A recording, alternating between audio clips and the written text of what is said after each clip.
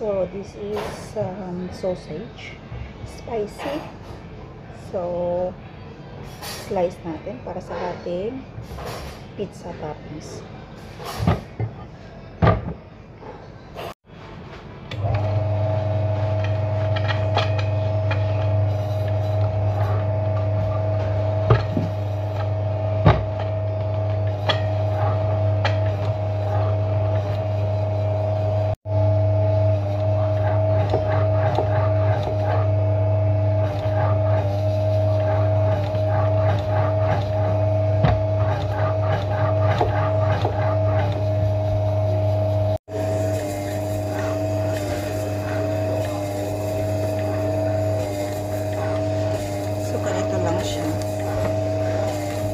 Usually sa ibang pizzeria nakaslice na, pero dito kasi mano-mano namin sinislice, so matrabaho talaga.